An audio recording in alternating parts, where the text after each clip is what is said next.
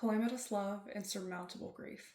Posted originally on the Archive of Our Own at http://archiveofourown.org/works/52770469. Rating: teen and up audiences. Archive warning: no archive warnings apply. Category M/M. Fandom: Bungo Stray Dogs. Relationship: Dazai Osamu / Nakahara Chuya, Bungo Stray Dogs. Characters: Nakahara Chuya, Bungo Stray Dogs. Dazai Osamu, Bungo Stray Dogs. Original Dazai Nakahara Children, Bungo Stray Dogs. Additional checks: emotional hurt, Dazai typical suicide references, Bungo Stray Dogs. Implied reference self-harm, implied reference suicide, hospitalization, hopeful ending, crying. Trans Dazai Osamu, Bungo Stray Dogs. It gets worse before it gets better. Past pregnancy, depression, mental health issues, mental institutions. So much crying. Language, English. Series, Part 10 of Our Cinderella. Stats, published 2024, January 3rd. Words 4,262. Chapters 1 of 1. Calamitous Love, Insurmountable Grief by Yellow_Symphony. Summary. Chuya isn't nervous per se, anxious perhaps if there's any difference at all. Dazai is waiting for them already, as he always is, sat on the couch by the wall. Haruhi runs to him right away. Notes. Can be read as a standalone. Enjoy the labor of me sitting at the airport for 6 hours. See the end of the work for more notes. Chuya's day, these days, starts at 6:30. He gets ready while humming some nondescript tune, quickly dressing and taking care of his morning routine. He arrives in the kitchen and, first things first, fires up the kettle for a cup of coffee. There's a coffee machine they'd gotten as a housewarming gift from one of Dazai's friends. Edagawa, of all people. It might have been the final push he needed to admit the guy wasn't all that bad, but it'd make too much noise and ultimately ruin his carefully crafted routine. While the water boils, he gets started on breakfast. Blueberry pancakes. Blueberry because he's always been the responsible one. Pancakes because he's temporarily got the job of the fun one as well. Although Chuya would sooner call it indulging or being a damn pushover. He gets through his first cup of coffee as he makes the pancakes, efficiently wrapping everything up within 10 or so minutes. He's always been a morning guy, and only thanks to that his family actually eats breakfast at a time before noon. A bit after 7, while he's still got a few minutes of peace and quiet and is finishing up his breakfast, he gets his phone and texts Dazai. To Osamu. Hey, are you up to see us today? The routine here, too, comes to him easily. Although a years-long habit would have him adding an insult or some sort of insinuation, he leaves it off just so, carefully neutral and not too hopeful. He sees Dazai read the message almost immediately, because of course he does. Chuya has his schedule memorized, and he knows the place Dazai's at has a wake-up call at 7 and breakfast at 8. Dazai kills time with a Sudoku app he's been allowed to download. Chuya once suggested reading. He bitched enough that Chuya eventually caved and got him a Kindle, but Dazai whined about how reading right after waking up makes him sleepy again. He sees Dazai type, and then stop, and then start again, and so on and so forth for a whole minute. Not a good sign. To Osamu. It's fine if you don't. We can do next week. Which is what he's also said the past 4 times. He gets to texting something else. And I won't ever be mad if you need to be alone, or just even an I love you. Before he can make up his mind as to exactly what Dazai might need to hear, there's a little pitter-patter of tiny feet running through the hallway, then running forth to crash into his legs. His phone gets forgotten momentarily, and he bends to pick up his girl. Army is still sleepy, clearly, her eyes closing immediately as she cuddles up into his shoulder. Bouncy brown curls tickle Chuya's cheek as he hugs her tight to his chest, peppering kisses on her little head. Good morning, princess, he says softly, bouncing her a little bit just to hear her giggle. She leans back, familiar amber eyes blinking at him softly, 2 dimples showing with a toothy smile, and God, she swears she looks more and more like Dazai every day. Dazai can say all he wants about how she has Chuya's bone structure or his ears, or how tiny she is, but she's a spitting image of him, and it makes Chuya feel overwhelmed in the best possible way. Did you sleep well? He asks, unable to help himself as he kisses her forehead. She hums, and her small hands go to clumsily brush through the long section of his hair, something she's always done ever since she grew a little and stopped pulling at everything. Chuya does miss the times when she was just a tiny baby sometimes, up until he remembers the hair pulling, and the diapers, and sleepless nights. $1 aren't that bad, come to think of it. He brings her to her high chair and sits her down, making sure she's close enough to the table to be comfortable. Pancakes? She gasps, delighted, looking at Chuya as if he hung the stars in the sky. Kids are too damn easy to impress. They're with blueberries, he tells her, and laughs when she scrunches her nose. Don't be fussy now, he boops her nose for good measure. They're still good. I want chocolate chips, she whines to him, tilting her head and pouting. It's like Dazai taught her how to manipulate Chuya into agreeing to anything. He probably did.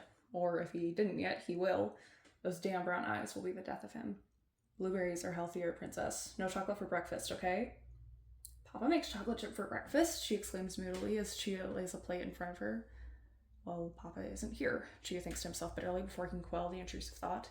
He throws a glance at his phone, snatching it as he tells Harumi to eat. She whines for a bit, but then, thank God, grabs her utensils and starts to carefully cut the pancakes. Chia's had too many tantrums to deal with lately, and his patience is wearing thin these days. There's a few messages waiting on his phone, and he eagerly opens them, only to bite back a sigh, unease settling in. From Osamu. Shouldn't you be having breakfast right now? How's Harumi? To Osamu. She's okay. She's eating right now. Don't dodge, just a yes or no. I love you either way, so it's okay. You know I won't be mad. Try as he might, his stomach squeezes when he sees Dazai read the text, bracing himself for disappointment that he knows he won't be able to extinguish. God, I'll have to tell Harumi again that Dazai isn't up for a visit, and she sobbed because of that the previous week. He doesn't think he can do it again. Fuck, even he cried the last time Dazai declined. Good thing Harumi was watching a cartoon, so he had enough time to hide in the bathroom and have a breakdown for a few minutes, and even better that she's still small enough not to have noticed the tear tracks on his face. From Osamu. Yes. He blinks a few times, then closes and opens the app again just to check if it's not some weird error. The message is still there, though, clear as day. He laughs in relief and ruffles Harumi's hair when she perks up to see what's happening. And would you look at that? Despite the whining, her pancakes are almost gone. Figures. Do you know what day it is today? He asks her, going for casual but unable to contain the smile on his face. She cocks her head to the side, and she can see a wrinkle between her brows as she takes her time to think about what he means. She doesn't know weekdays just yet, so the obvious answer of Friday is out of her grasp, unfortunately. Park day? Harumi guesses, and then immediately pouts when Chia shakes his head no. I want to go to the park. Oh, really? She asks, getting up from the table to take care of his dishes. He uses his ability, and Harumi, as always, delights in trying to snatch something from the air. We could go to the park, I guess, if you really want. Want? Okay. He floats the dishes to the sink and picks Harumi up from the high chair, wiping her face with a tea towel before setting her down on the ground. Then I guess I have to tell Papa we won't go see him today because we're going to the park. The air in the kitchen shifts immediately.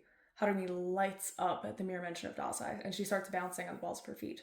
We'll see Papa? That's the plan, yes. Do you want to? Yes, she yells, jumping for good measure. Can I bring him drawings? Yeah, of course, he says softly. He'll be very happy to have them. I need to draw a new one, she says with a gasp, and with that she runs out of the room. Brush your teeth, Chia yells after her, though he knows very well he'll have to take her to do it instead. She's far too excited now. He doesn't blame her. So is he. He can't stop smiling when he loads the dishwasher, and he feels so stupidly giddy when he makes the call to the clinic and with the ask to book a visit. The receptionist happily tells him the time, 1 p.m. as always, and they even chat for a few minutes about how Harumi is doing. He's now a familiar fixture at the hospital, so it's no longer that much of a surprise to him that the woman on the phone knows his and his daughter's names. It felt strange at first, when someone from the staff would come up to him before or after visiting time, but Gia had really grown to appreciate it. Sure, he does pay them, and good money too, to make sure his husband is well taken care of, but he doesn't pay to take care of his daughter or even comfort him after he has a crying fit in their hallway after a disastrously bad visit. He's pretty sure he spent an hour there, a nurse taking care of Harumi while a doctor sat with him in a random office and offered advice and a shoulder to cry on. Chia always felt that himself being overwhelmed about Dazai's situation was dumb. It's Dazai that struggles, and going through things Chia can't possibly comprehend, hurting and yet trying so damn hard to hold on for their little girl, for Chuya. He should be there, strong and supportive, because that's what Dazai needs, what he deserves. Chuya felt like a failure, he felt useless. There's no way to help but support Dazai, and sometimes he couldn't even do something so simple. Dr. Katsuki, the doctor he spoke with, listened, calmed him, and talked him through his feelings, through the guilt and bitterness and even the resentment he sometimes feels for Dazai, a feeling that immediately forms into disgust at himself for just the audacity to feel it. He wasn't laughed at, he wasn't blamed. The doctor never called him a bad person for saying he's tired because of Dazai's depression. He's felt a little lighter about this ever since then. He's always felt the need to ignore all these feelings, worried that he'd say something to Dazai, he'd feel like he was at fault. Getting it off his chest after years was almost cathartic. He'd known Dazai is in good hands. He researched the clinic meticulously with the help of Edogawa and Yoshino-sensei, just to make sure he would be. Even if Dazai has stated so multiple times, it felt good to actually get to confirm firsthand that these people do mean well and do their best to help. He's heard many horror stories about psychiatric hospitals, and although he didn't exactly mean to break down like that, it was a confirmation that these people know how to handle this kind of shit without resorting to medieval methods. Daddy, what's Papa's favorite color? Chia chuckles and says his goodbyes to the receptionist. Daddy, I need to know. The drive to the clinic is half an hour, and Harumi keeps on chattering for every minute of it. Chia happily keeps her entertained, glad to see she's not put off by the fact she hasn't seen Dazai in over a month. It was tough when Dazai first got admitted. She had the wonderful job of trying to explain why he had to go there and when he didn't look sick, and why he didn't know how long he'd be away. Yosuna Sensei helped, but there was still a lot Harume didn't understand and wouldn't for years, and a multitude of questions she was too young to get real answers for. All that there is to it for now is Papa is very sick and he needs to stay at a special hospital so doctors can help him get better. He didn't say get healthy again. Even though he knows she likely won't remember that exchange in the future, he couldn't lie to her like that. Dazai will never be healthy like that. By now, Chiya had years to come to terms with it. He still hadn't. He doesn't think he ever fully will. But that's not something Harume has to worry about for now. She's blissfully unaware and too young to burden her with the weight of such things. Before long, the hospital appears on the horizon, and Harume is so excited she is half expecting her to vibrate right out of her skin. She grips her little backpack tightly to herself, refusing to let Chiya take it for her.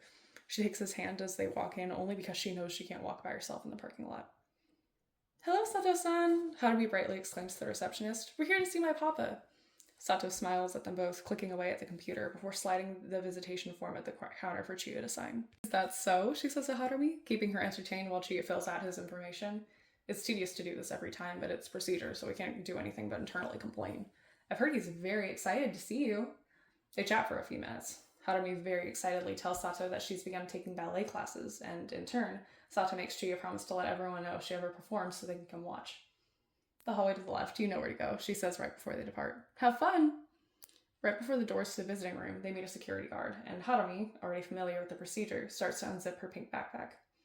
"I brought drawings for my papa," she tells the man, Yamato, who's always on rotation on Fridays, and who has a crush on one of the nurses in the hospital here. Him and Dazai have bet about them getting together before Dazai leaves. Dazai is skeptical about it, as he usually is. Chiya believes one of them will eventually get their shit together. "Will you show them to me then, Harume-chan?" he asks kindly. Chiya knows it's only to make sure there's nothing else in her backpack that Dazai could swipe and hurt himself with. Harume, though, is 4 and has never been made aware that the reason why Chiya always puts her in slip-ons when coming here is because Dazai can't even have access to shoelaces because he might hang himself when no one's looking. There's very few things they're allowed to bring, and even less that Dazai is allowed to keep for himself. Drawings, thankfully, are harmless enough, so Harume has made it her mission to always bring at least a few, so Dazai can hang them somewhere on the wall. Each is then presented to Yamato, who compliments Harume accordingly and checks her backpack with enough subtlety that the girl doesn't notice. Chiya can't say how much he appreciates it. He checks Chiya's pockets as well, of course. He has to leave his keys and wallet to reclaim after the visit. Keys are a self-harm hazard, so are the credit cards inside his wallet. With that, and Harume's drawings back in her bag, because they need to be a surprise, even though Chiya knows damn well Dazai expects them by now, they're free to enter the room. Chiya isn't nervous, per se, anxious perhaps if there's any difference at all.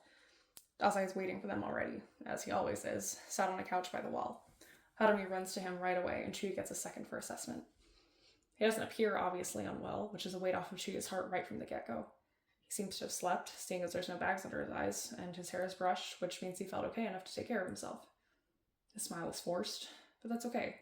He's there to heal, and bad episodes are part of the process. Chiya will just ignore the pang in his chest for now. And although he doesn't smile for real, he hugs Harume tightly to himself and doesn't let go, even as Chiya sees his shoulders shake. He gives them a few minutes together, occupying himself with checking his email on his phone. Chiya knows Dazai's hospitalization affects them both greatly, and they deserve to have some dad-daughter time. Chiya, he pockets his phone as he hears. Looking up, Dazai has Harume on his lap, their daughter pressed to his side and cuddling up into his chest. Dazai holding her with one arm, his other hand pats the space on the couch next to himself. Chiya goes. He ends up pressed to Dazai's other side, his husband's head on his shoulder, and Chiya resists tearing up for just enough to bury his face in Dazai's hair before the emotions get the better of him, and he's shaking with the weight of the what-ifs that have been piling up inside his head since the first time Dazai denied being visited. "Why are you crying, Daddy?" He feels Harume tugging at his shirt, and for some reason that gets him going more, and he starts sobbing in earnest. "Daddy just missed me is all," Dazai replies for him. "Give him a minute, he's okay. Tell me how you like your ballet classes, Harume talks, Dazai oohing and gasping where appropriate, while Chiya cries himself out, clutching Dazai's clothes like a lifeline, letting his husband run his hand up and down his arm. In any other circumstances, he'd be embarrassed, but he had to tuck their daughter in by himself and then go to sleep alone for the past 3 months. The next 2 hours, they spend catching up. Harume talks the most, but Dazai chimes in to speak when asked as well. He's careful about not giving away anything that Harume might think is weird, and anything that might make her sad. He's quick to turn to a joke or a playfully dramatic complaint. He just despairs about the fact that his medicine isn't cherry flavored, which Harume decides is the most worst thing ever, and then proceeds to tell Harume a story about the woman 2 doors down from the room who had a baby not too long ago, and how she's named the baby the same as Uncle Atsushi. Isn't that interesting? What she gets out of the story is the woman likely had postpartum depression severe enough to leave her here and away from her baby. His arms hold Dazai tight, heart thrumming with years-long memories that are yet to leave his nightmares. Dazai suffered from it too, after Harume was born. It really wasn't pretty. He left Harume a book with a note before he almost successfully took his life. Chuya kept it, the book, and the note too, just in case. Harume's thoughts about the tale is an innocent blink while looking up at her parents, and when will you have a baby? Chuya isn't exactly thrilled, and then Dazai laughs, actually honest to God laughs, and Chuya isn't even mad about having to dodge the hows of making a baby by saying Dazai's too sick to have one. Harume doesn't exactly look pleased, but she accepts it. For now. Hopefully for long enough that she either forgets about it, or until Chuya can pass her off to Yoshino so she can explain it age appropriately. Before long, the last half hour of the visit approaches. Outside the door, Yamato knocks to let them know. Unfortunately for all parties involved, Harume knows very well what that means. She clings to Dazai one last time, and now the waterworks begin. Her little form shaking when Dazai picks her up to rock her while walking around the room. We'll see each other again very soon, okay? He tells her, kissing his head. I promise it'll go by so quick you won't even notice. Pinky promise, she whines out, her cheeks red with tears, lashes clinging together. Dazai had always looked so crushing when crying. She got that from him as well. Dazai dutifully extends his pinky finger, and Harume's hand closes around it like he'd just promised her the whole world. Chuya knows he would, if it were possible. They both would. He walks to the door and opens it, greeting the guard before giving Harume one last hug. With that, she's set to the floor and in hand with Yamato. I love you, Papa, she says meekly, sniffing, already walking away.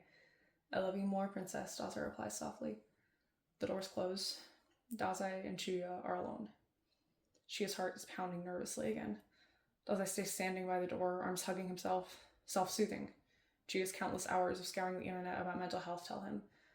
Whether he needs comfort because of having to let Harume go, or because he's left alone with Chuya, who's to know? How have you been? Chuya chooses to ask. It's a loaded question, he knows, but it's been weeks.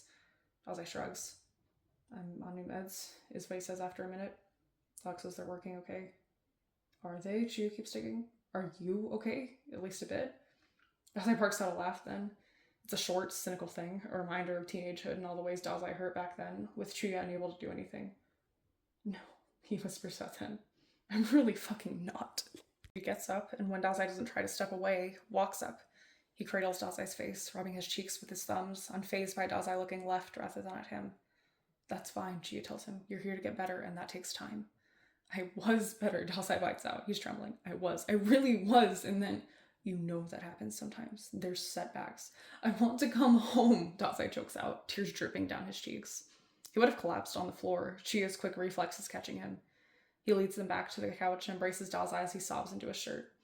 I miss you. I hate sleeping alone. I hate not having my shampoo. I hate the stupid food that they make. They don't let me take baths. Harume is growing up and I'm not there. Rushes out of him wetly before he succumbs to his sobbing for good, too worked up to speak anymore.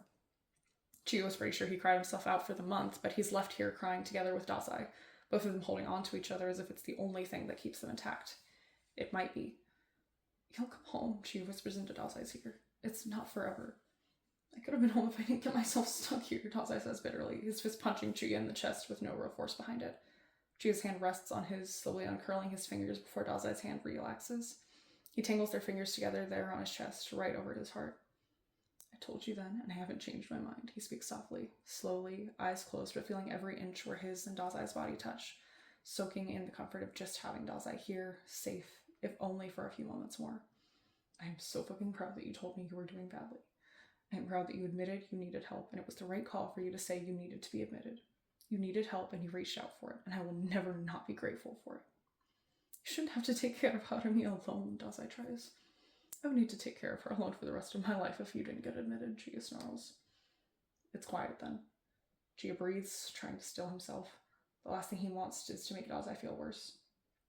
I wouldn't be able to handle it without you, Chuya tries again, softer. I'd rather have you in here than not have you at all. He feels Dazai nod against his chest. And things aren't okay, but they're working on it, and that's all that counts. Dazai isn't the man he was before. He's not a soulless teenager in the mafia, hopeless, with only darkness surrounding him inside and out. He's not a grieving traitor, kept alive only by a dead man's promise. He's not a rookie detective patching up a shaky marriage with his cut-up arms every night. He's a father now. If Chuya on his own wasn't enough to give him a reason to go on, that's okay. He accepted that long ago. All that matters is Dazai has that reason now. Harumi and Chuya, the family they created for themselves, that they fought and bled to make happen. They both do what needs to be done for that family. Dazai stays, pretending he isn't crying as Chuya leaves, and Chuya goes, pretending he doesn't see, pretending he isn't crying himself. He takes their daughter home. When he cries himself to sleep, he tells himself it's just a little bit more until Dazai is next to him again. And notes. This skipped ahead a lot in the series, but I was really bored and needed Dad Chuya and crying, okay, Lamau? Please drop to the archives and comment to let the creator know if you enjoyed their work.